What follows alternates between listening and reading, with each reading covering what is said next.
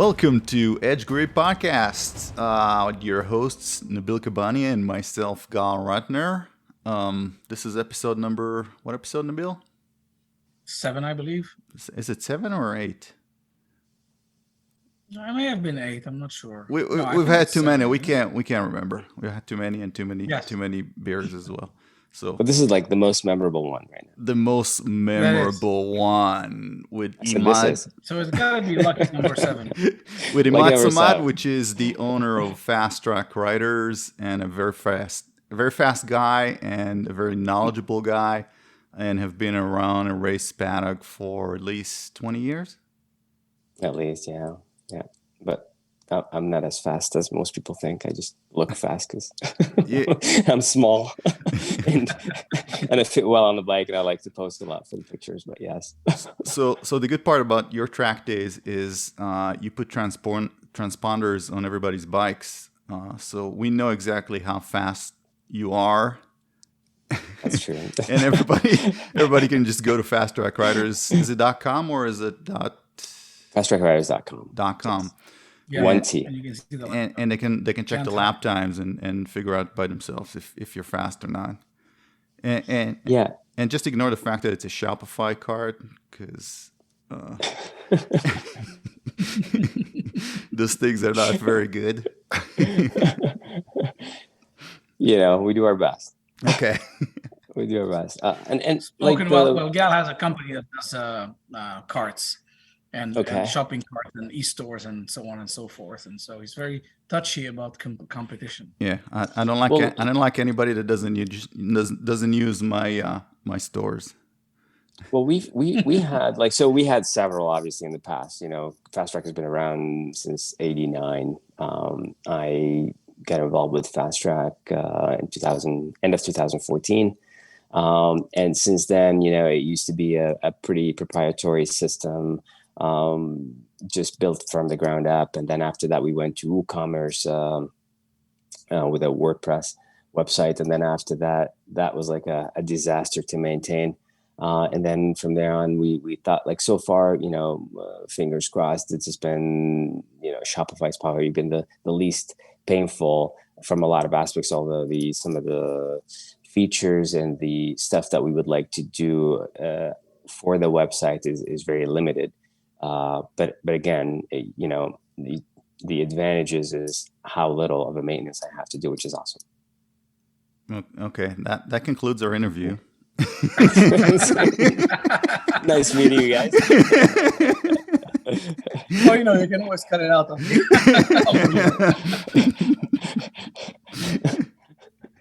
Never mind. But never mind. Oh, I know we delved into the system. Is that no? I in my past, I built another company that was bigger than Shopify back in the day. And then when the thing ended, I started ChopSnap, which is it's more modern. It's less fees, less money, less headache. Yeah.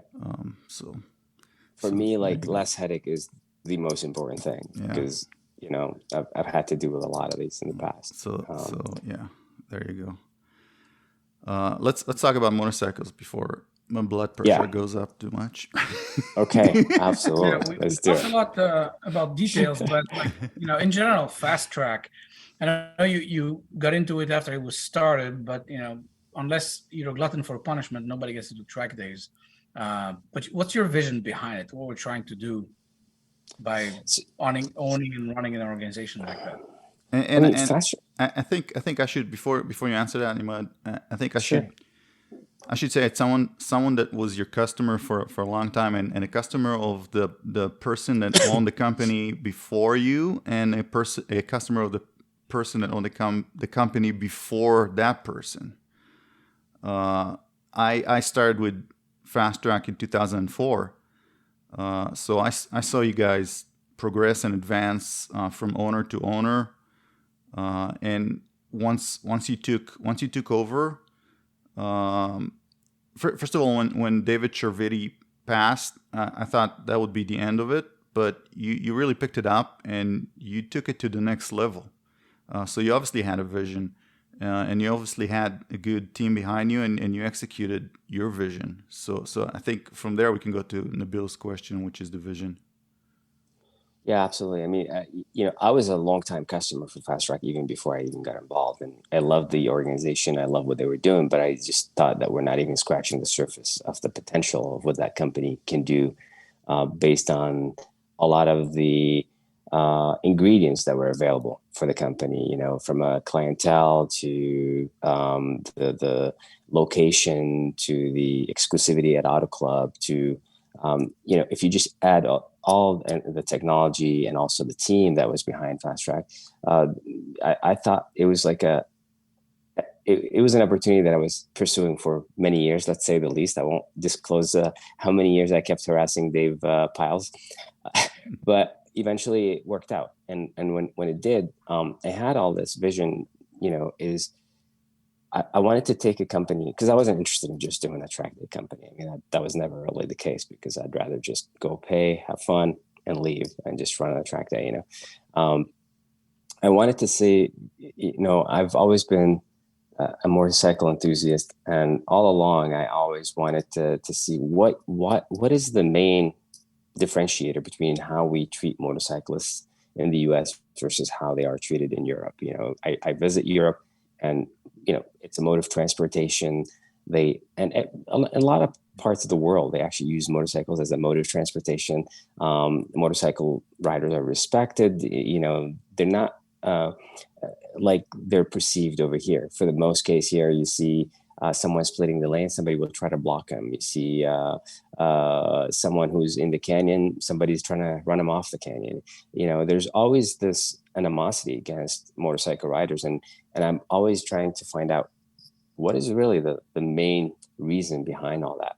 So I thought, okay, well, at least by educating as many riders as we can how to ride, in a preferred manner, and how to ride safely, how to respect others on the road and on the track. The more educated riders there are, maybe we could eventually move into the realm of a motorcycle can be a mode of transportation and accepted as a mode of transportation in North America. And if that happens, then the next thing, obviously, you're going to get that momentum going. The flywheel is going to start turning, and everybody's going to start looking at motorcycles from a different lens. And that was like the main premise of what we wanted to do. And to do that, you need to have a lot of the the small things that actually make a big good thing. So how do you do that? By just being Imad Samhat, who no one knows of, and just a guy who rides on the track. There's a lot of us that ride at the track, right? So what we did is, like, you surround yourself by people that are way better than you as riders, and have reputation in the industry. And my first approach was, let me get to have as many eyeballs as possible on Fastrack. And if we do that, then by nature, that's just going to influence more people to be more receptive to seeing the kind of riders that are out there. It's not the same as what most people perceive them to be. There's a lot of very high level, skilled, educated riders that actually are great people. And I told Nabil before, I met the greatest and the closest people that I work with and I talk to, and my closest friends, through motorcycles. So if we can educate and show as many people as possible what we're all about, then I think we win. And hopefully we start trending down the same path that I was, the vision of making this as close as possible to how it's perceived in Europe. Because perception is really what's preceding our reputation. And I think we just, by changing that, there's a really good chance that we have an opportunity to make a dent in the industry. I agree. And how does that translate to, hey, let me buy your company, and let me execute my own contract with Fontana, and let me do the marketing? And how did that switch get off in your head, and how did you start executing it? Yeah, so I had this, I I talk about some like TV shows that actually influence the way that we think and we talk. And I said, well, the best thing we could do is let's try to see if we can get a TV show together, or at least a web series of some sort, that people can follow and then can see what we're all about. So we created the Academy. And I remember when I reached out first to some of the pro riders, they thought I was out of my mind, and we ran the Academy in 2015, 16, 17, 18, and 19. And, so we created this program out of scratch, out of nothing, that we have these riders that we take them over a period of 3 months. We transfer them into a completely different rider, that they don't recognize the rider they were 3 months before that.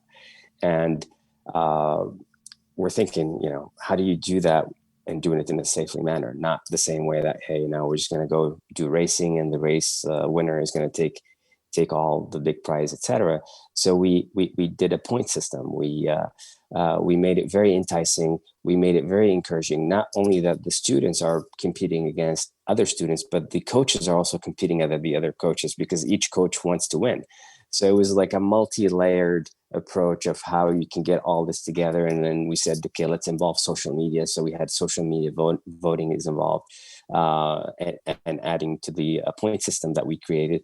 And then throughout the entire experience, you're always under a lot of challenging situations, and you're always trying to challenge yourself to become better and do better, without really all the inherent danger of just racing wheel to wheel, or waiting for somebody to make a mistake. And, so kind of we created the system that actually, I don't think it existed. And then we gave away a motorcycle for the winner of the Academy. So where else would you get trained and get a motorcycle at the end for winning, for being like the most well-trained? I mean, you already got everything you need by just achieving your goal and getting the most training. And then you're getting a motorcycle on top of that. So we made it very, very enticing. And then we wanted that to kind of like, start the momentum of that big flywheel, so that these riders, some of the Academy graduates actually are coaches with us right now. We want those people to learn and also start teaching others, and others teaching others, etc. So we want that to truncate and just kind of translate to as many possible riders as possible out there. So when you say we gave away a motorcycle, so the first time around, I think it was a super bike, right? You gave away a BMW?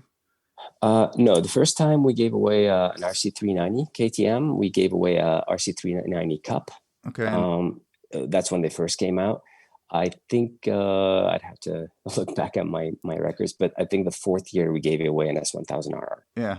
Okay. So when you say we gave away a motorcycle, you gave away a $15,000, $17,000 motorcycle, right? So that's quite, yes, that's quite a prize. It's a big prize. And then even second place, third place, fourth place, they all got big prizes. We gave them, the second place, I think, got 5 sets of slicks.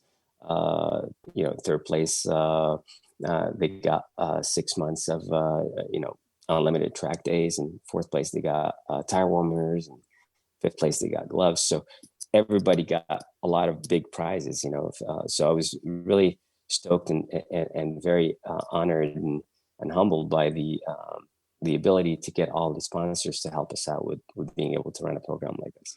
And you run drawings, I think every track day that I've been to, almost. Yeah. And I won twice free track days. So I never. We're gonna put your name on the list. I never win. I never win, and I won track days, and I kept coming back because it felt like a family. It is a family, and that's it's some of the happiest moments when I get ready to just start getting to the track and start getting happy. Even a couple of days before, I get pretty excited about it, and I feel like I'm going to hang out with my friends and my family and my extended family and ride motorcycles. How bad could that be? Yeah, and then the technical inspection guys always joke around with you. Yeah, and it's just everybody in the paddock is so nice. And I came with an Aprilia, so obviously it didn't start. So everybody's helping me, pushing it and charging it. Yeah, they don't hold that against you at all. Yeah, yeah, exactly.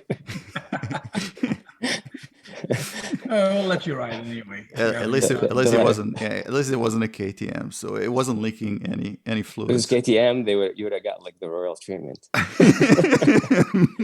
They would have carried the bike and put it back for you in the garage. back in the truck. And wipe down any gas leaks or anything. Yeah, they would have done all that for you. Bring a bucket. Okay.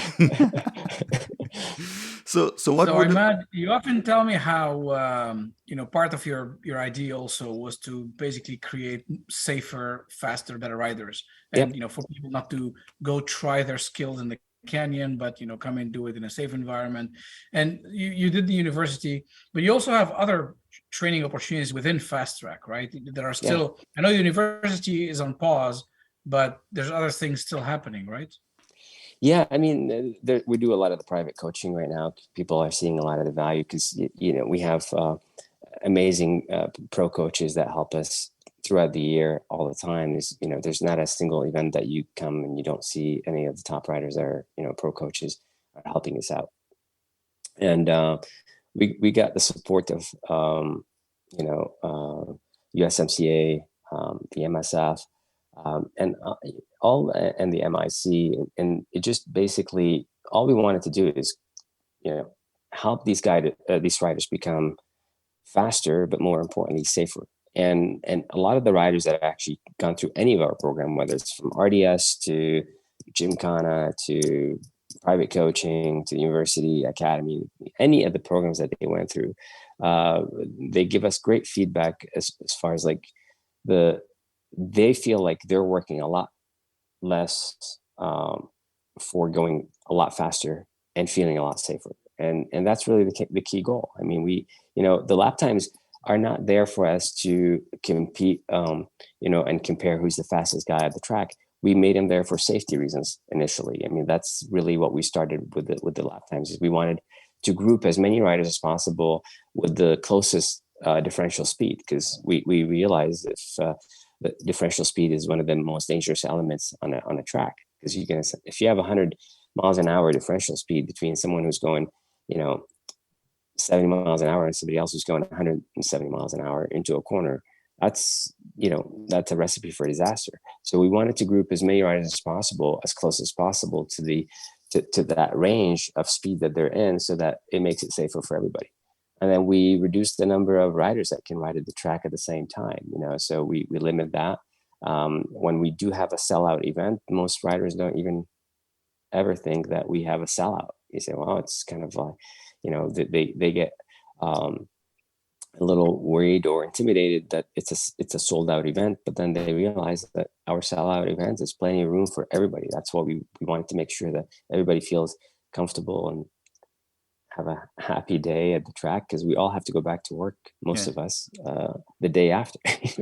That's one of the things I noticed, that usually when I go to track days with other organizations, I come out of a session, I go, damn traffic, right?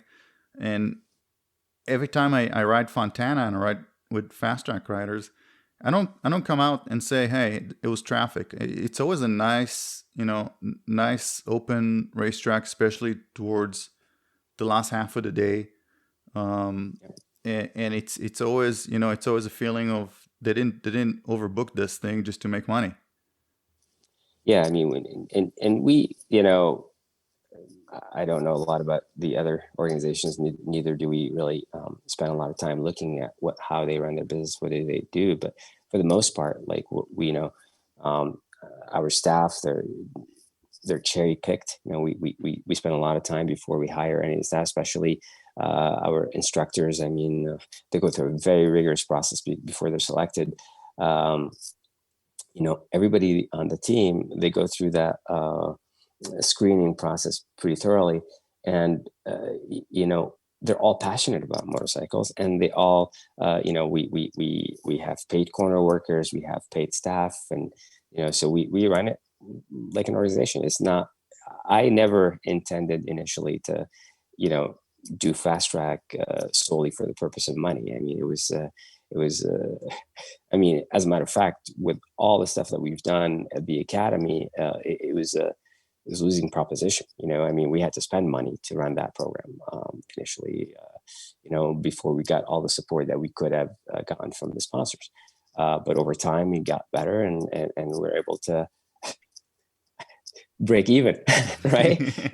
I mean, the idea behind it was like, if we ever win in our mission, what we wanted to disseminate as far as information to everybody else into the world, and make a small dent, and we change the perception of 5% of the population, we've done great.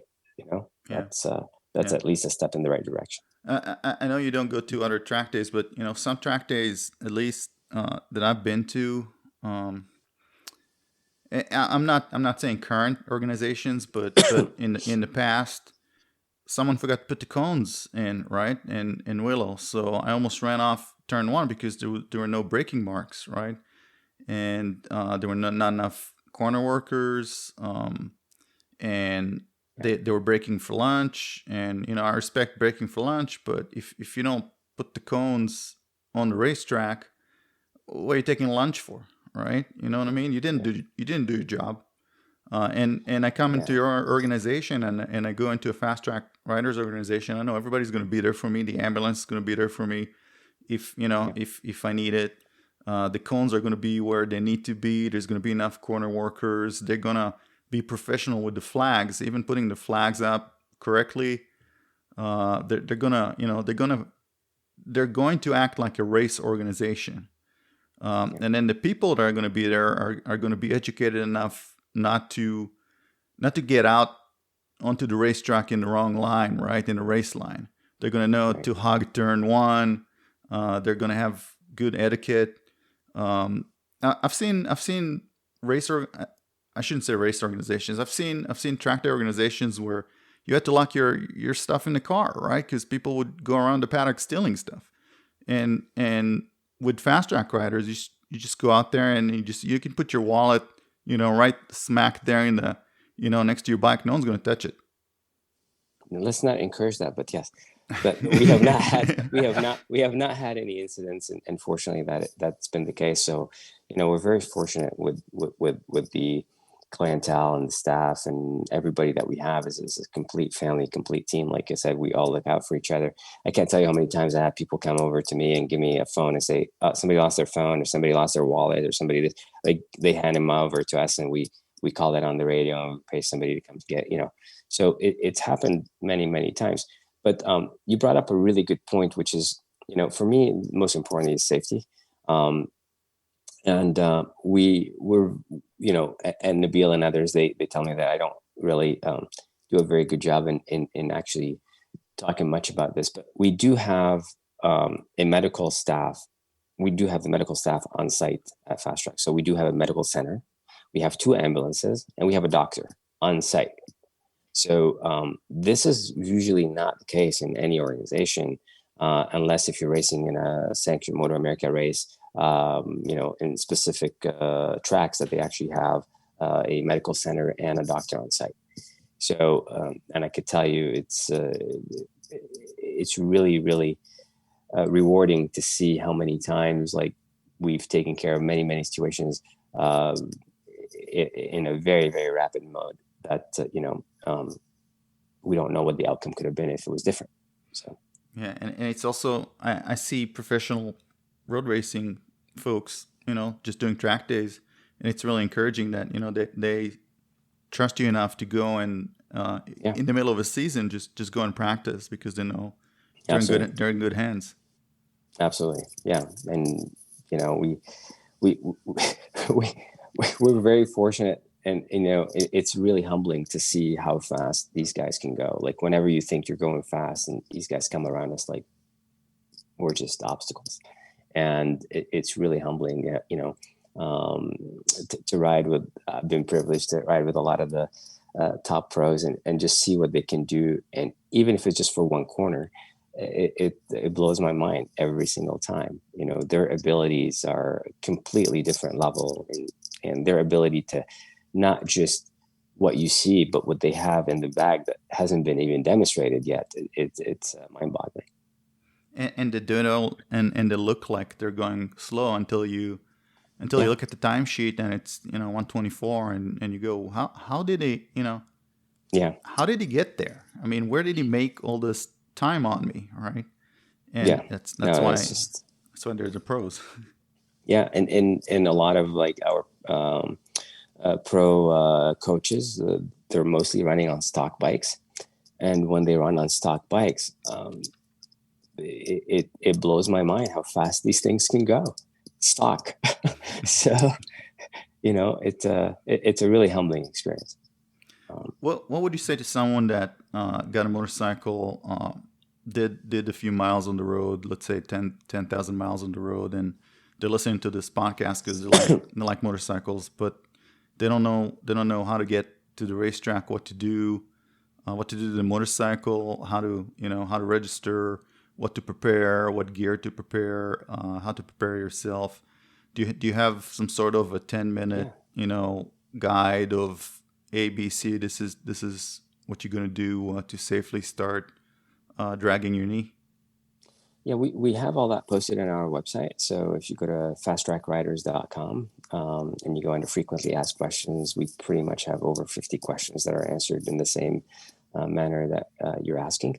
But I'll summarize. I mean, basically, one is you can't start riding on the street and then the next thing you want to go to the track. So what we have done, we've developed a program that we run. It's called the Basic Skills Program that you run in our parking lot, close where we rent the Gymkhana area.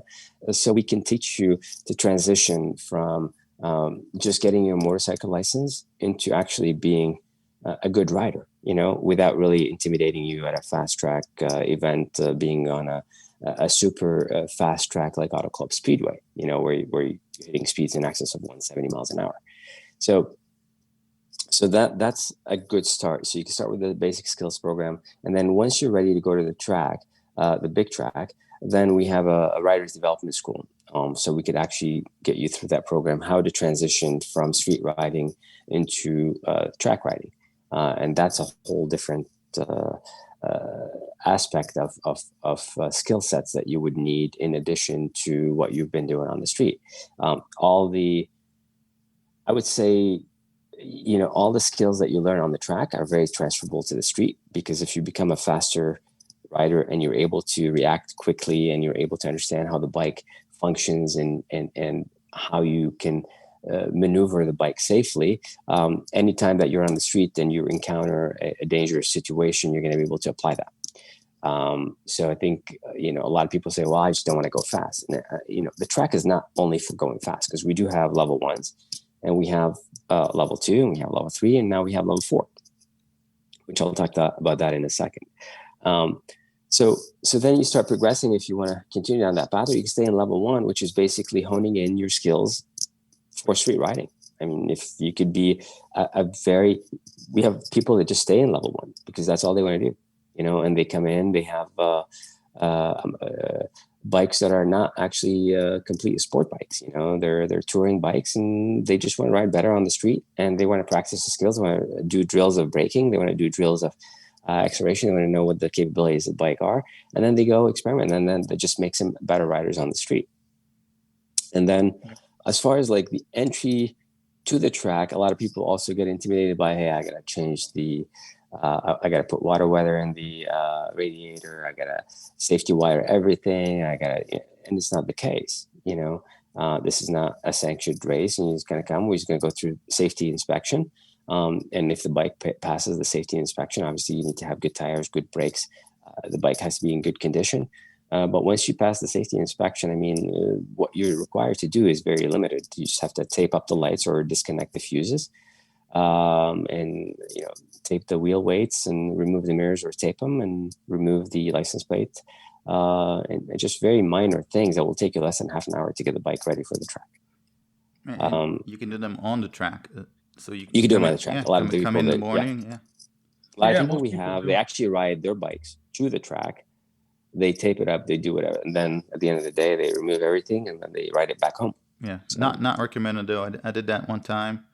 Not recommended, but because you don't have fuel, you have to go out to get fuel. You don't have food, water and hydration and stuff like that. Plus you're super tired at the end of the day, and then you have to ride on your bike, And then you've been riding at 100 miles an hour or so. Yeah. Plus, And then you go out on the street and you think it's like, oh, like 50 feels like you're standing still. And the next thing you're doing 100 without even knowing on a small street. So definitely not recommended, but it's doable. What I'm saying is from the perspective of how much time it takes to prep the bike is really very, very minor time. Yeah. And then if you progress.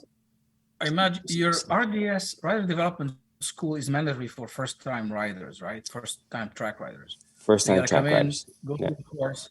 And then after that, one of the things actually that isn't commonly known, I think, still, and that you have coaches circulating all day long during the track day, and you can go up to them and say, "Hey, I need help here. Absolutely. Turn," which is really cool because sometimes they'll even, if they have the time, they'll follow you for a lap and give you recommendations, which is really unique because in most, unless you want a full day of coaching, which is a ball game or a half day, in most organizations, there's no coaches running around trying to give you advice all day long. And that's pretty good. The way I learned about it, and I gotta advertise it better, but the way I learned about it was one day, one of the coaches comes up to me in the pits and goes, "I saw you on the track and you did this and you should be doing that." I'm like, "Who are you?" I'm like, "Well, I'm a coach here and I come and help people as I see them around the track." I'm like, "That's pretty cool." I didn't know that was a feature. Yeah, no, we do a lot of the, even we ran, I don't know if you remember if you were there or not, but we did the proactive coaching sessions at Button Willow. So we had, so that was like similar to what you're saying. It's what we did is we provide, so we have this encyclopedia of information. We have this massive amount of riding talent and experience available to you. And we leave it up to the rider how much they want to extract out of it. Like how much does it mean to them to learn? Because we don't want to just, force people how to do things our way. But we feel like if anyone who's interested in learning how things are done by these pros, then they actually, the information is available. So we realize like a lot of it's a very similar program to most of our programs that we've put together. It's how much of it do you want to get out, and how much you put in is how much you're going to get out. So we leave it up to the rider to extract as much information as possible. I don't know if you know, like even through the academy, we had a 3 months period. Although the track days were limited, but throughout the entire period, you could talk to your coach all the time about your fitness training, about your corners, about some other tracks that you go to or whatever you're doing. You had access to the coach for the entire 3 months. Don't remind me. I remember I got assigned to Chris Ulrich, and the first thing he says, I said, "So how about fitness?" He's like, "Well, before we start talking, I want you every day to do 100 push-up, 100 sit-up, 100 squats, and I don't know, another 100 of something." The bare minimum. The very minimum. Yes. No, absolutely. And that's a good start. Now, did you do and that? Actually, I have to say, I did drop like 5 to 8 seconds in that program.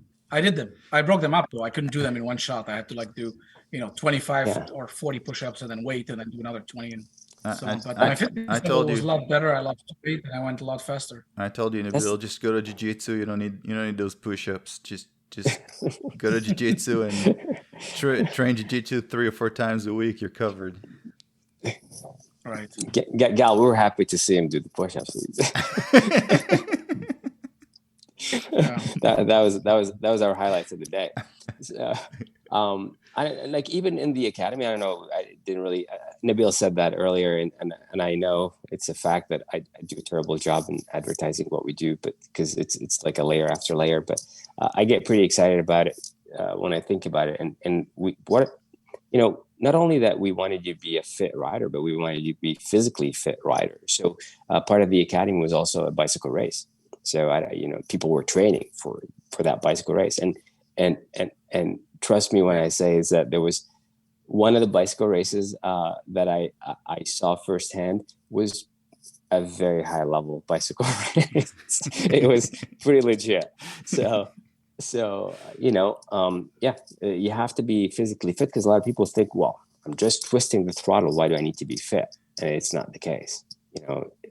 Handling a motorcycle, you need a lot of mental fitness, being able to focus for a long time, which Adam keeps telling me I'm always running all over the place. So I have a hard time focusing, but also, physical strength. and when you're not tired, you're less likely to make a lot of mistakes. And that's what we try to teach. Like when you start seeing mistakes, to acknowledge that you need to get some rest, to acknowledge that now you're past the safety zone. You gotta scale back. So as far as concentration, I think caffeine helps me. So I don't know if do you drink a cup of coffee in the morning before you ride? Absolutely. I do. I mean, everybody does their own thing, but for me, I do definitely need the caffeine in the morning. If I get tired throughout the day, I also have another boost of caffeine if I feel like I'm tired. Because Nabil and the others, they also know when I do ride a lot, and I'm always running around. My day starts and I don't know how it ends. Like it's all of a sudden it starts and it ends. Like I think the last event I rode every session, so all 8 sessions, and then the next day I rode all 8 sessions, and at the end of the day, that last session I did the 3 sessions, the 4 sessions consecutive, like nonstop. So I jumped on different bikes. I just came in when the gas was out. I jumped on a different bike. So I do run a lot, like when I feel like it, and yes. So hydration, nutrition is key, and that's like my secret for the ability. Even when we were in Jerez, I was riding in double sessions the entire day. So I rode literally like almost 16 sessions in one day. And I was perfectly and I set my fastest lap usually at the end of the day. So I don't, and it's all about staying ahead of it, hydration, staying ahead of it on nutrition. I learned that a lot from cycling. Once you're behind it, there's no catching up. You take supplements like L-citrulline, for example, for NOS? I don't really do much except on really, really hot days. I do take some salt tablets and stay hydrated, like Pedialyte or anything. Depends on that. But on cool days, it's mostly just water, maybe here there a Gatorade or something really light. But nutrition, I make sure I get enough carbs in, I get enough protein, just kind of good, like not go into a food coma, but stay, just on top of it. And throughout the day, you're constantly munching on something. So I always try to take a bite or so in between sessions. I try not to eat too much when it comes to bars. You can, yeah. I bring a ton of bars in there, and I always just go through like maybe a quarter of them. Yeah, I've noticed recently I've been using some of the stuff that I use on the bicycle, and it's easier on the stomach. So some of the goos and some of the nutrition bars that I use on the bicycle, they're easily digestible. But I don't know. It depends. It depends what I'm doing for the day. But no matter what you do, just stay on top of your hydration first and stay on top of your nutrition. So. Yeah, the cycling gels are pretty good, I found, and you want to have them regularly throughout the day, because one of the things I really like, sometimes banana, and that's great in the morning, but then you get a sugar crash, so you kind of have to keep the high going, and the cycling gels are designed for that, or you call them goo. I have to find out the brand, but I found a new one that's natural. Like I used to use SIS, but it's all chemicals, which are probably good, but I prefer natural stuff, and that brand all natural. And I found like if you take 3 or 4 during the day and you stay hydrated, and literally at skip lunch or eat some nuts or something really light, then your energy level sustains and you can keep going. You have a big lunch or a big breakfast, all of a sudden you have some energy and then you crash. That's true. Yeah. And even, bars, I'm very selective with what I eat throughout the day. And then I make sure that the night before, because your hydration and your nutrition starts the day before or 2 days before. Like you can't be on the morning off trying to get hydrated for the day. Like you're already behind the game. So, it's really, really important that you're in tip-top shape before the event. And hydration, like I said, most likely the day before is so critical that you really need to stay ahead of it. So I can tell we're all old. Yeah. There's a conversation of 3 50-year-olds that are talking about, what to eat the day before. When I was 25 and 30 years old. It didn't matter. Didn't matter. Your warm-up time was nothing, and your now I spend like 20 minutes just stretching in the morning so I don't tweak my back as I'm loading or unloading the bike. It was like drinking all night. Recovery situation. How many Advils do you need? And literally, I mean, it's like rare that I have, in the last couple of years, I've had like a lot of times where I've just been riding injured for the most part, from one thing or another. So injuries are a part of life. Speaking of injuries, I wanna wish get well soon to our friend Josh Hayes that just broke his leg today. Yep. And absolutely. Yeah. So I saw videos of him smiling in the booth at Moto America with his leg up. Yeah, I just texted him actually, and he said that thanks, Nabil, I did it wrong this time. I saw the crash. That is never wrong. That crash was violent. It was It wasn't pleasant. I haven't seen the crash yet. Is it posted or? Yeah, it was posted. A single bike. Yeah. It was a single bike crash. Yeah. It looked high side, right? Yeah, it looked like it just high sided very violently, and the bike just started spinning. That bike is done. That's it. Yeah. It came out in pieces. So at least you don't have Marquez circulating in Moto America and playing bumper cars.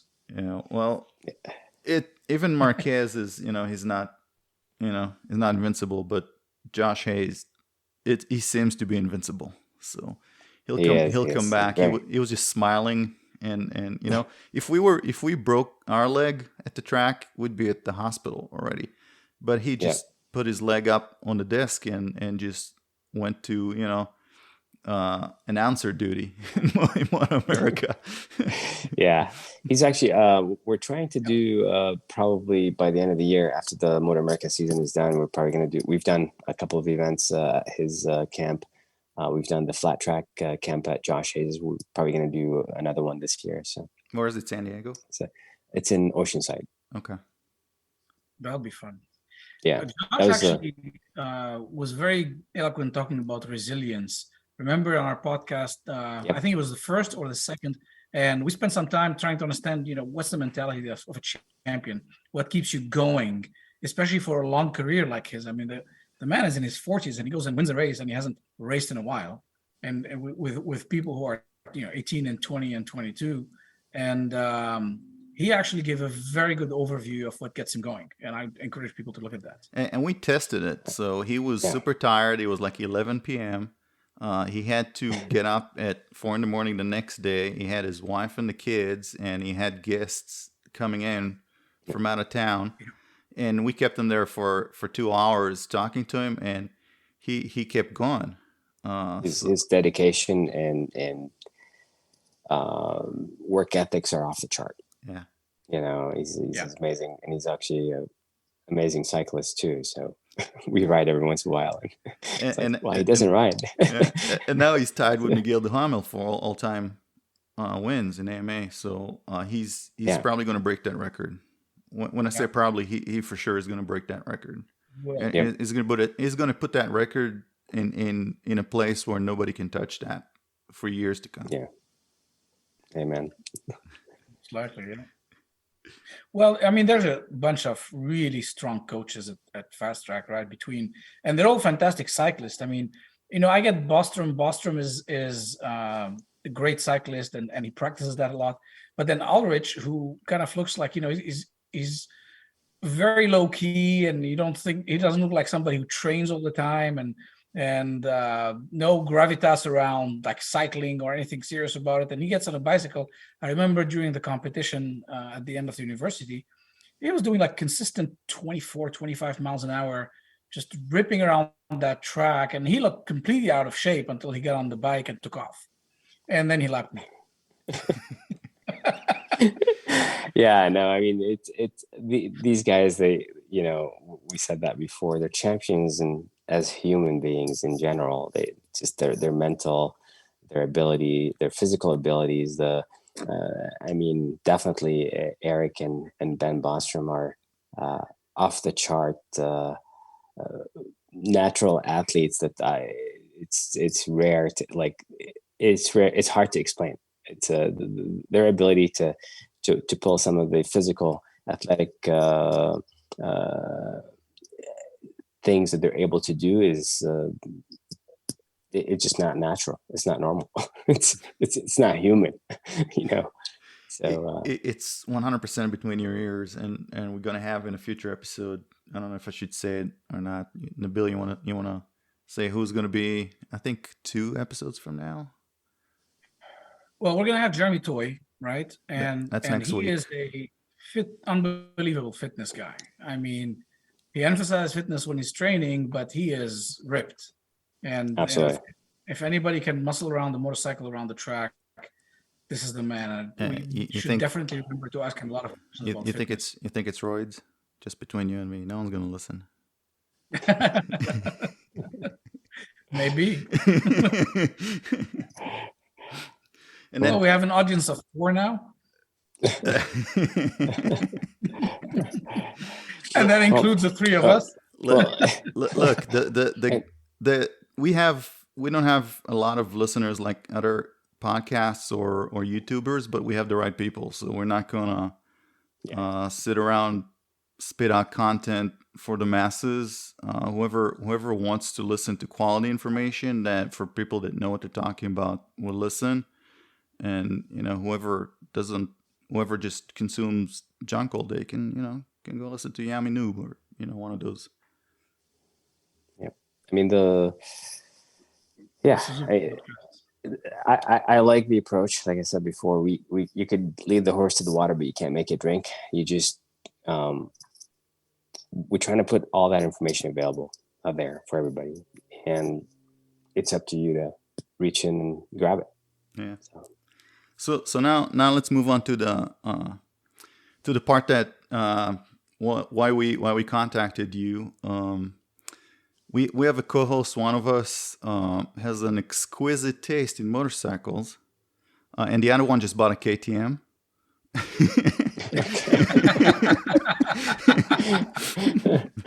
So we're here to talk about the KTM RC 8C. Well, what's the exact name of that model? Yeah, RC8C. RC8C. The artsy.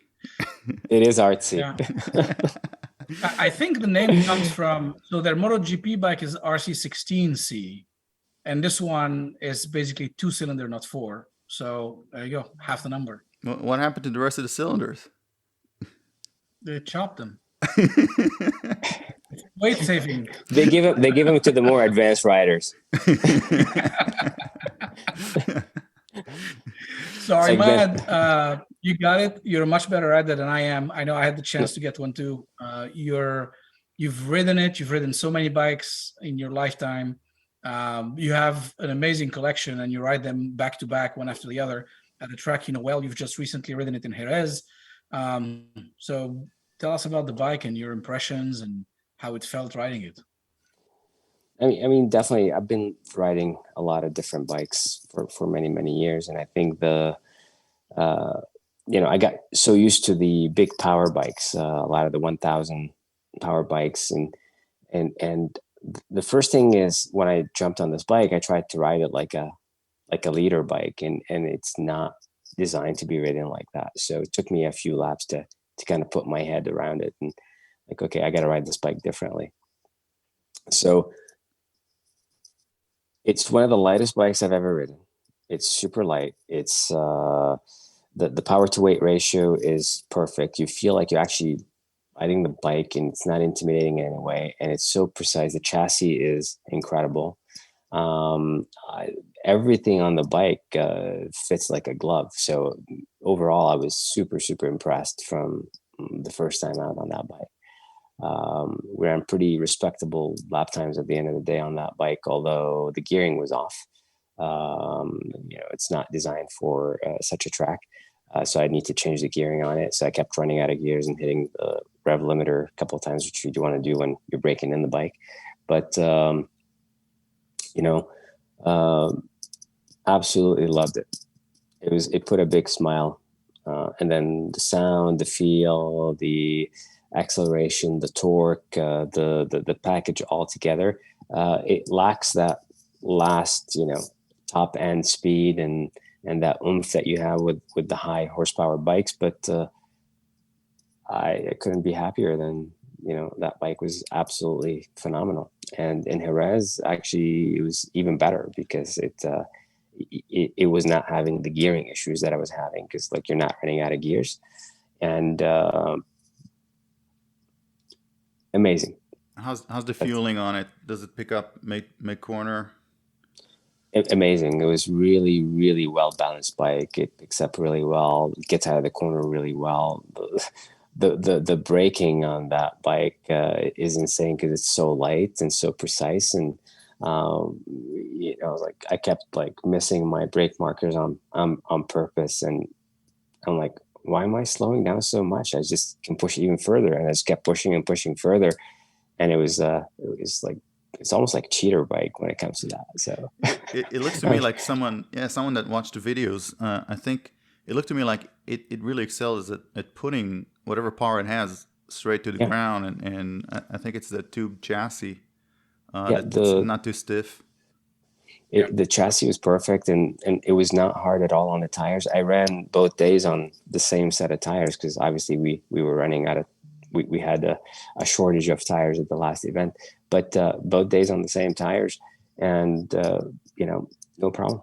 And you could see, I mean, like I said, I was really missing the power is just basically at the top end, the ability to go at high speeds, because at Auto Club Speedway, on the bigger bikes, definitely we go above the 170 miles per hour range, and I just couldn't get there. Well, I think I topped off at 153 or 143. I can't remember. If you get out the last corner really well, then I think it doesn't really matter much.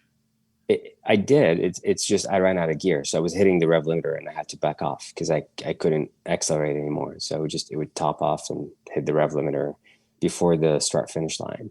Okay. So it's like there's no room to. But you can't get there very quick. Yeah. I mean, but think about it this way: Imad was within 2 seconds of his PB almost on a bike that was still breaking in, and that was at a 20 miles an hour deficit in the front straight. So that's pretty impressive. I ran my personal best on the second day on the bike, and I was still babying the engine because it was in braking mode. Yeah. I mean, it is insane. I was running some stats because I'm a data guy more than anything. Better data than rider, put it that way. It's the same spec as a Moto2 bike. So 308 pounds, 128 horsepower, but a more compliant chassis. So everybody complains about Moto2 that they're very stiff, which makes them very hard to ride, and you have to ride them a different way than street bike. This is kind of like the perfect medium between a Moto2 and a street bike, because it's easier to ride in that sense, but it's still giving you the same specs, if you will, as a Moto2 bike, weight and power-wise. How did it compare to your R6? You have a race-prepped R6, right? Yeah. How did it definitely more power on the pickup. It definitely stops better, turns better. I mean, I was doing better lean angles than I've ever done, and it wasn't scary.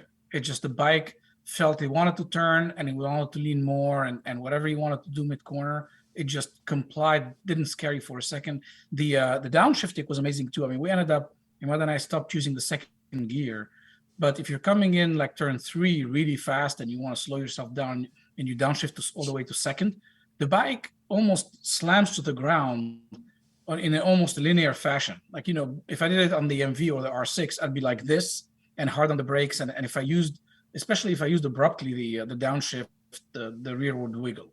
Right. In this bike, it was almost like the bike just went flat. Does it have a slipper clutch? Until super stable. Does it have a slipper clutch? Yeah. Okay. Does it have TC? It's got a slipper and really advanced suspension, actually. Okay. As WP? well. They say that WP that's on it is like one level down from MotoGP forks and shocks. Apex or whatever they call it? WP. Yeah, WP Apex. Yeah, I see your shirt. Yeah. How all my sponsors. How does it transition left to right? There's a couple of left to right. I think there's 3 left to rights in Fontana. The first straight comes to a transition, and then turn 5, 6, I think, right? Or 6, 7? No, those are two left. 6, Yeah, 7. 3, 7, 8. 4. So yeah, and then at the end There's of a the lot back, of transitions. yeah, and then at the end of the back straight, also there's a transition there. So how does it transition compared to the R6? Left Oh, I was left to gonna right. have Imad give his opinion first, but compared to the R6, much lighter, side to side, a lot lighter, a lot easier to transition. Yeah, 100%. I think I got injured about a year and a half ago with my collarbone, and it always takes a toll on me going through turn one. So it's very physically demanding, and on this bike it was almost effortless. So I was able to ride as much as I rode because I was not in pain. So it was, so transitions are really easy. The bike is very nimble. Mind you, it was the first time out on this bike. So once I get it dialed in like I want it to be and get really comfortable on it, then it's a game changer. Look at him; he's having a hard time repressing the smile. So it sounds like a perfect bike. Does it have any drawbacks? No, and then the other thing I like, which is it's I didn't have to do anything. It recognized the track we're on by itself, and then it started displaying the lap times for me as I'm riding. And as I'm riding, it was actually I was able to adjust, the throttle control and adjust the engine braking, so I could just play with it between corners if I want to, on the fly. And then also the ability to just tell you if you're ahead or behind your fastest lap. So it was like I was just playing, and that was like super exciting to see that. Then Brad Binder shows up on the dash and he goes like, "Oh, yeah. You got to downshift now." Yeah, coaches you. Yeah, it was a different experience because like you know exactly where you're at.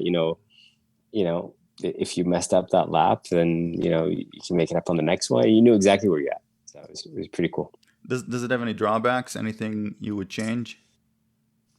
The only thing I like is I wish I had like a switch button where I could just go down the straightaways and just make up for the 1000 cc power that I lack, and get that top speed. But other than that, like if I didn't have that little nitrous boost,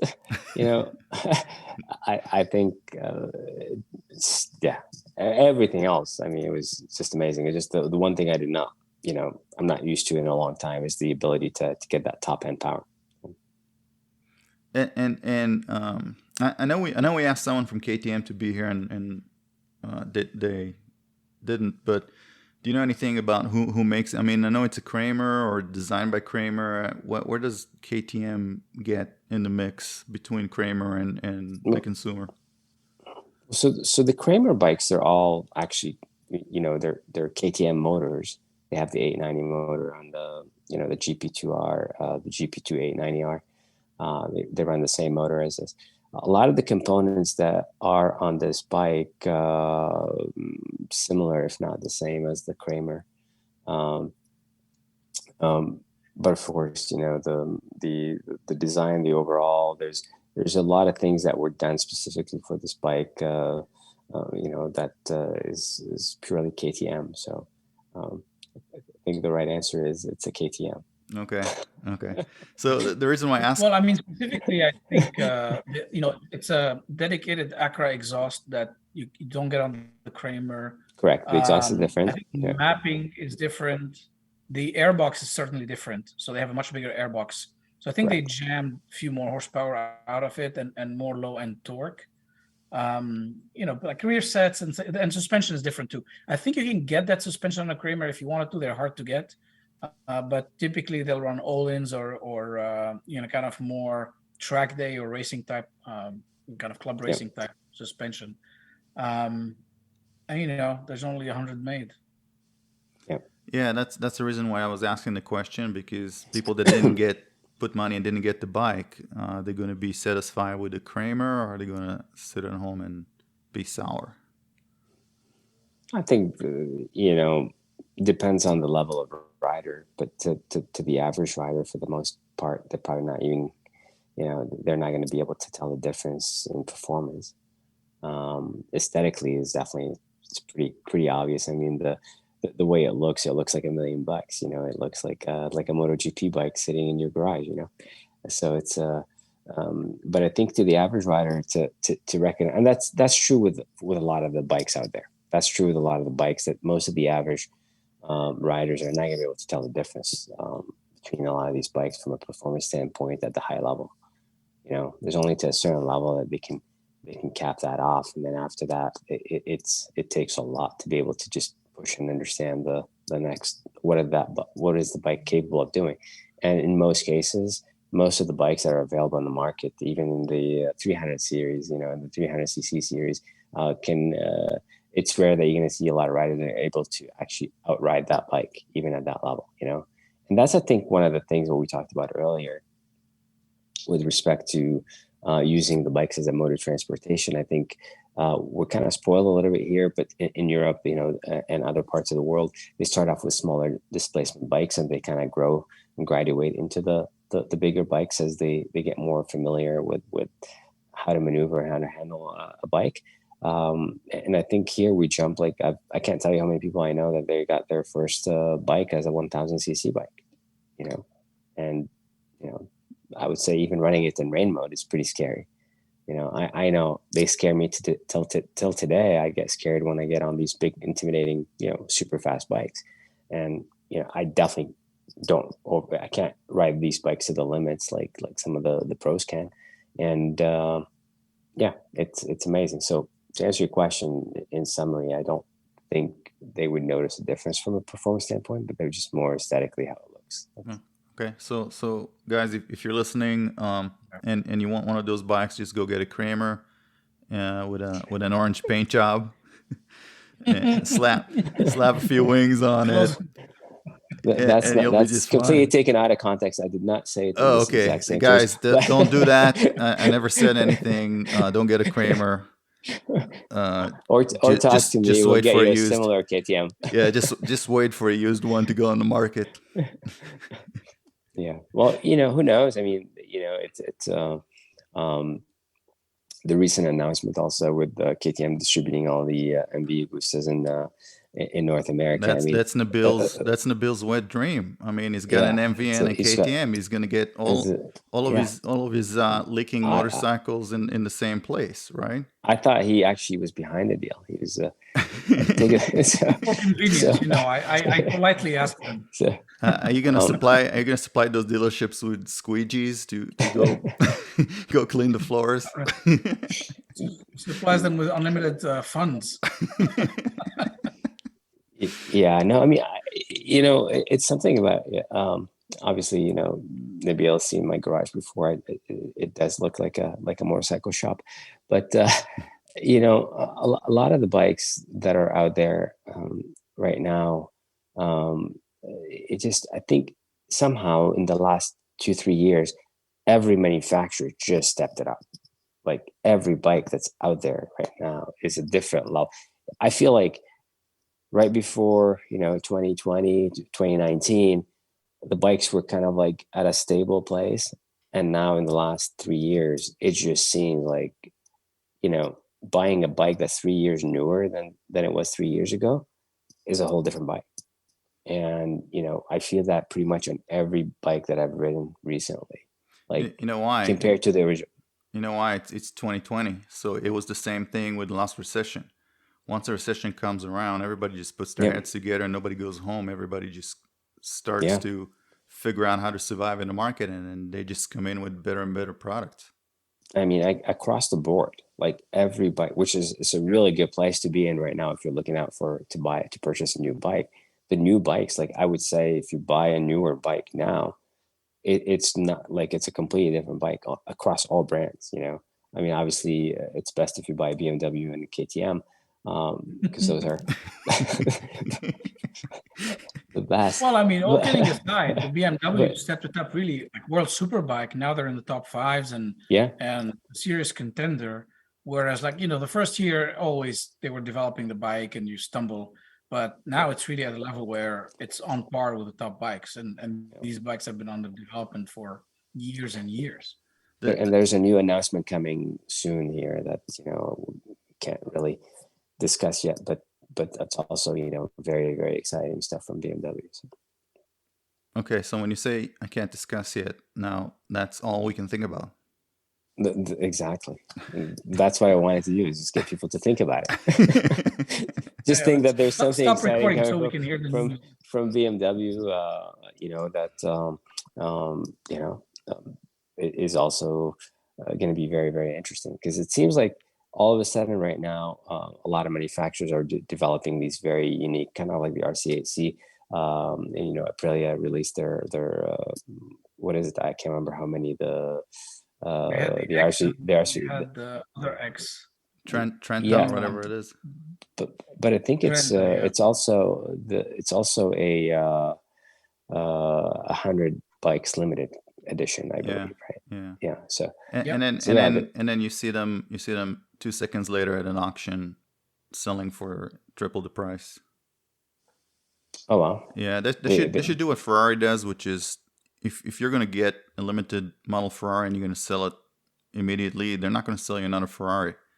So exactly. Aprilia should do the same thing. Like with the RC8, they did not allow people to kind of get them that easily, right? So it's pretty strict. And then for the most part, the people that did have to buy them, I was fortunate I didn't have to go through the same process, but basically they had to pay for them in advance. So they knew the dealer wasn't trying to gouge it and mark it up as much as they want, etc. And they were not buying it for friends. So they made it pretty clear that that's what they wanted to do, So they they wanted to cater to a specific audience, and they succeeded in that. I think, Nabil, you probably remember, I think when they announced the availability of the RC8C, it was sold out in 3 minutes, all 100, and then they had under 3 minutes. And then in like 5 minutes, they had about 300 people on the waiting list. Yeah. So. Is it like Ferrari when they made 199 for the rest of the world, and then one for Michael Schumacher? Is KTM the same thing? They made 99 and then one for Imad? One for Imad, yeah. There you go. That's the one. Yeah, it's called. Well, I was pretty bummed. I said, I said, look, I'm not gonna compete and do this, and I know I'd rather that it goes to hands of people that are enthusiasts, and I'm always loyal to the brand. So if it needs to go to somebody else, I'm fine. And I said, okay. And then I got the call. I was like, okay, well, just so you know, there's one that's been spoken for you. So it's perfect. So how did Nabil get his? That's what I want to know. He told him he knows Imad. Yeah, Imad actually got 2 assigned for him. As many as he wants. One and a spare. Yeah, it was actually pretty exciting. But yeah, no, I mean, it's there's the exactly the point that you're trying to make, Al, is that they can't, this whole idea of buying stuff and gouging it and selling it for triple the price. And I'm a little disappointed even with what Porsche is doing recently, with all their cars. The markups are completely outrageous. And I've always been a Porsche enthusiast and had many Porsches throughout the years, and love the brand, and just like I'm really turned off right now by the fact, like, hey, I should be on the list of where they normally would contact me to look at one, to get the next one. Now it's like you gotta wait in line and pay $150,000 over sticker. Well, you think Porsche is bad? Try getting a Corvette, right? It's really bad. We're in a really bad market right now, which is but again, it's not going to be sustainable. There's no way this is sustainable. I got tired of waiting for the Gixxer that Kerry's building for me, so I ordered a new motorcycle. And I looked around and I saw this RSV4 2021 brand new, still in the dealership, right? And I contacted the dealership and I gave them a pretty fair price, I think, for an Aprilia. and I got back a quote that was like $5,000 over what they even listed it on the website. So I was like, yeah, I'm not paying that kind of money for an RCV4. Sorry. And then I crossed the street. I went to another dealership and I ordered a new Gixxer 750, and they're only getting 3. So there's just no bikes to go around. There's no merchandise. Yeah. But again, like I said, it's got to be temporary, because there's no way it's sustainable. Who knows? I mean, that's the geopolitical era we're living in, right? And that takes us beyond just supply chain into politics and what's going on behind the scenes, and I don't see that getting resolved anytime soon. The reason I'm saying this is because I was seeing the same thing across on bicycles. You can get bicycles, you can't, they're not available. You can't get parts, you can't get this, and now I'm receiving emails of 20% discounts and 15% discounts, and then you go on like kind of like the Craigslist or anything, you'll see a lot of them that are being dumped right now into the market. So I think it's probably a starting point, and I think eventually it's going to be slower, definitely, for the things that are more essential. Obviously, a bicycle is less essential than a motorcycle, less essential than but motorcycle is less essential than a car, and an RV is less essential than a lot of stuff. And the same thing, look with at the boats. prices. Look at food, right? The prices of food. Yeah, exactly. Right.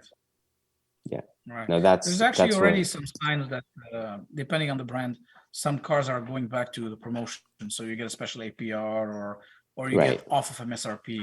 Not the luxury cars, not the rare cars, but not the high. That's yeah. But that's just because demand and supply, and there's not many of them. I was happy to pay $15,000 in cash for a GSX-R 750 out the door, right? And that's an unheard of price, but that's the time we're living in. Yep. I was offered a pretty handsome offer on top of my RC8C to give it out, and I was like, no, just because that's not what I want to do. I just don't want to sell it. But I'm just surprised that anybody actually would want to pay that way. So yeah. It is. That's the world we're living in, and I hope it's going to be temporary, and I hope it's going to get resolved soon. I hope so too. But as long as it's lasting the way it's lasting, our sport, I think, is one of the things that suffer, because the essentials are always going to keep going. People are going to keep eating, right? They might not be going to a restaurant, but they're going to go and cook at home. They're still going to be eating. But then the rest of the budget, it goes to rent and goes to mortgages and whatnot. We're the last one in the food chain, because we're luxury. We kind of went a full 360 almost to where we started, right? Because I initially started by saying we want to make sure that we get to a point where hopefully motorcycles are a mode of transportation, and here we are. Like, this is the opportunity right now with the gas prices, with everything that's out there, with the inflation, with everything that you're experiencing. This is the time to kind of relook of how we are living our lives day to day, and especially for big cities, where they're paying tons of money for parking, etc. Motorcycles are, I don't know if it was Australia or one of the countries where they actually allowed motorcycles to park anywhere on the sidewalk, as long as they're not blocking the doorways or a garage door or something. So can you imagine? I mean, that just completely changed how people look at motorcycles. So I think we're due for something like that. And with motorcycles, very cost efficient, relative to a car or a vehicle. They could be as safe as possible, as long as you know what you're doing. It's a proven mode of transportation for many years in other countries. So why couldn't it be here? Why do we all have to be driving big SUVs with one person in the vehicle? I agree. Yeah. And we're the country of big highways and big roads. Like, you have room to make dedicated lanes. You have plenty of rooms to move around. In Europe, you see these scooters squeezing between cars in those narrow lanes. Cobblestone, when they get wet, get very slippery. You don't have that problem here. It doesn't rain as much as it rains in Europe. And at least in the South, weather's always nice. So you're not like dealing with sleet and snow and ice and cold weather. And surprisingly enough, less bicycling and certainly less motorcycling. And maybe And last recession the industry got hit pretty bad, but maybe this recession people will start taking the economical mode to work. yeah, and if you Maybe think electric about it, bikes, like the, electric scooters change that. well, that, electric bikes are, again, it's all about educating. And I think right now, like, you're going to see probably a lot of rules and banning on some of the e-bikes because there's a lot of accidents happening. A lot of kids are riding these e-bikes without helmets, being completely reckless. But I blame it on us, right? Like, how much do we educate the people that are actually using these tools, So if we were a little bit more diligent and a little, we do our due diligence on how to, enable these modes of transportation. I think even the government and even everybody, like advertising, they could do a much better job in educating people to be safer on two wheels if they want to. Yeah, and we're a nation that takes our education from Hollywood, and I think one of the biggest advocates is Tom Cruise and Keanu Reeves. They I think they bring more people into motorcycles than anyone else. That's my Absolutely. opinion.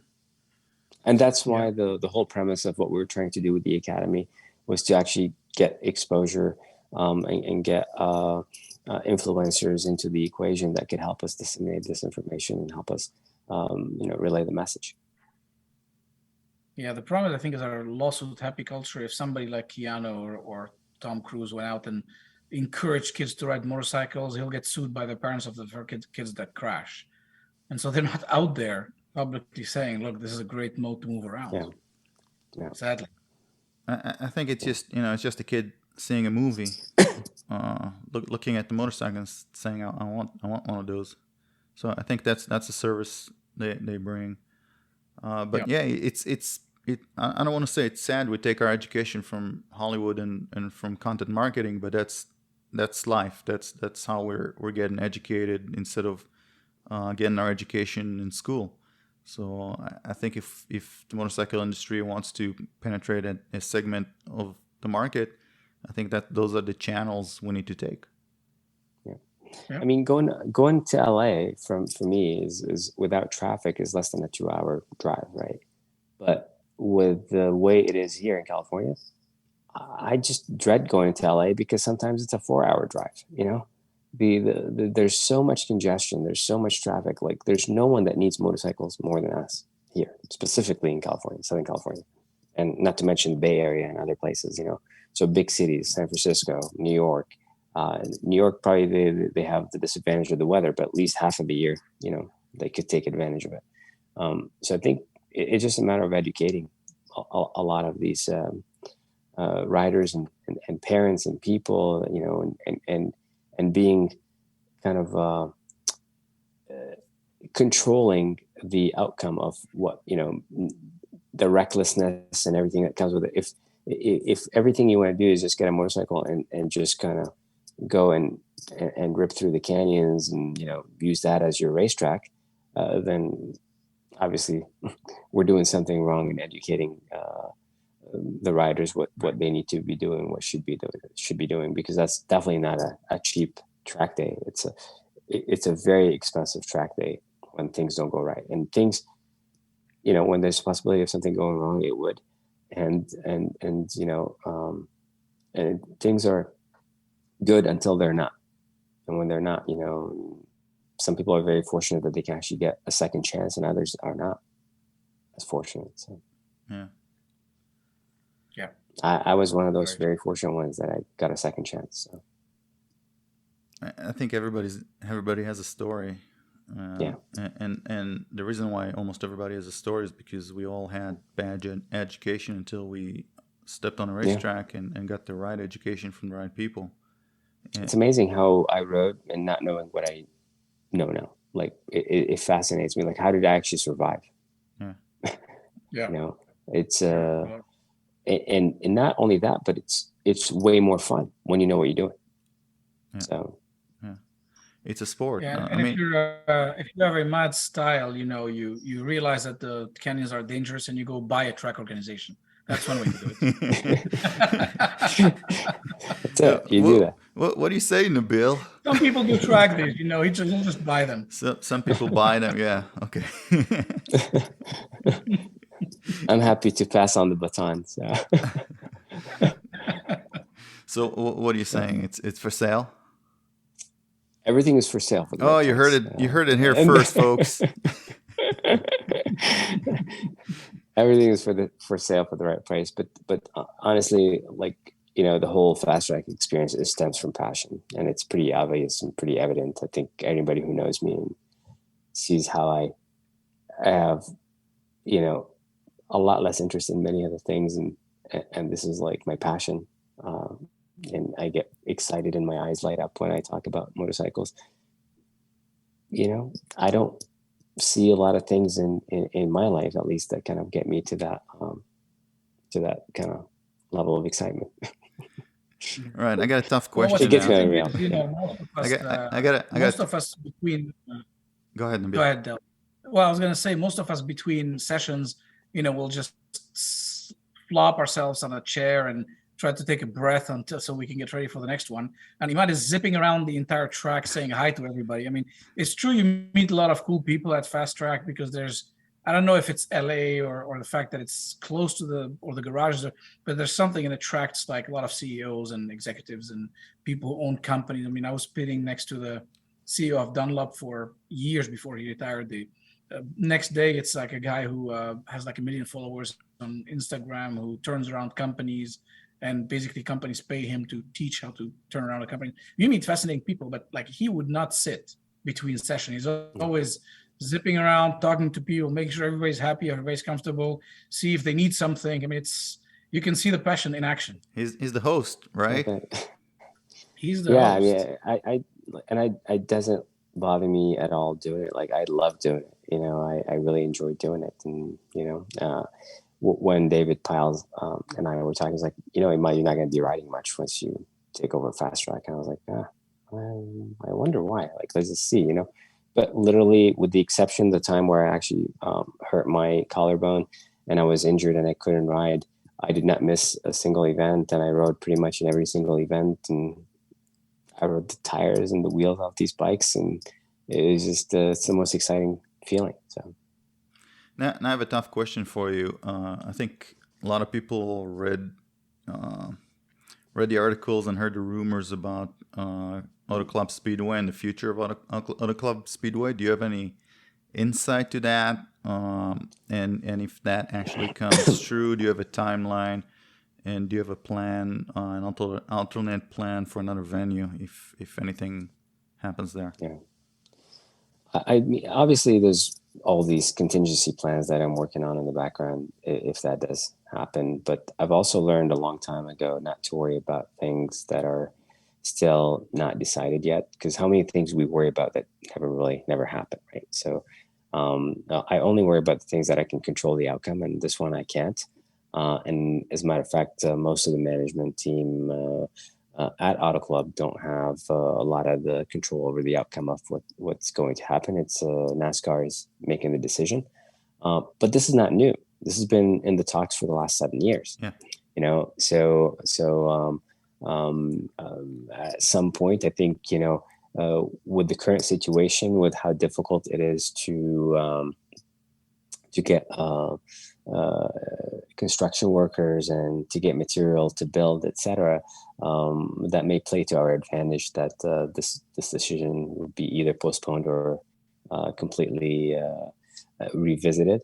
And I don't know. I've always been optimistic, and I'm hoping that instead of doing that, maybe going the other route where they would just repave the entire facility and freshen it up. That could be a complete game changer, because we do need something like that in Southern California, and that's the only place in Southern California, actually pretty much in all over California, as one of the best facilities, as a complete facility. So that said, if something happens, I think I'm a believer that when one door closes, another door opens. We do have talks with other exclusive tracks that are not open to public that we're exploring. But also, we can't make all these commitments until the decision is final, because obviously we can't, this is a substantial financial commitment if we have to commit to double the events at, 2 tracks at the same time. So hopefully soon we'll find out.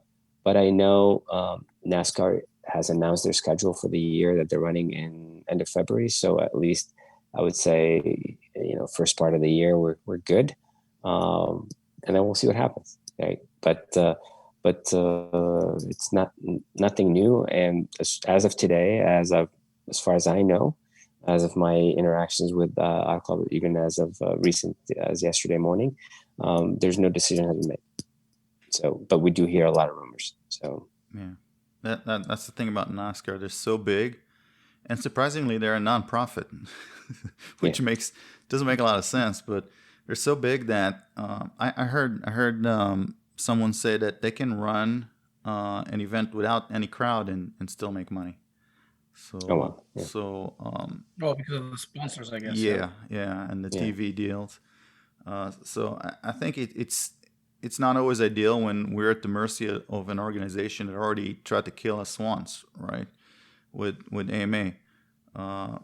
But I'm also optimistic that I've been hearing those rumors for a long time, and I don't think they have the resource or want to invest in doing anything that's going to... It's a big investment. Yeah. It's a very big investment. Yeah, I mean, and I think they're busy looking at Vegas right now. So their focus is not necessarily on Fontana. So I think we're going to be good for at least 5 years. That I don't want to make any predictions, but I don't see this happening anytime soon. Yeah. And when Auto Club first opened, and my first visits to Auto Club and riding there, it was like a dream come true. I couldn't believe that actually a facility that I could actually drive to in the morning, come back home and spend, sleep in my bed and go the next day if I want to. And the facility was, a class act facility. I mean, it was basically, you don't have to carry generators. We all went through that, the tent and the generators and the setup, and this is like you have shade, as good as it gets. Yeah, air conditioning. You can just go to the office and it's as good as it gets. There. Yeah. World class. Absolutely. Yeah, restrooms that are not 10 miles away. Yeah. All right. Any more questions, or should we wrap it up? Yeah, I think we've taken good time from Imad here. Thank you for your time. Absolutely. My pleasure, guys. Thank you. Thank you guys for and everybody should go check out fastrackriders.com and just ignore the fact that they're on a Shopify store.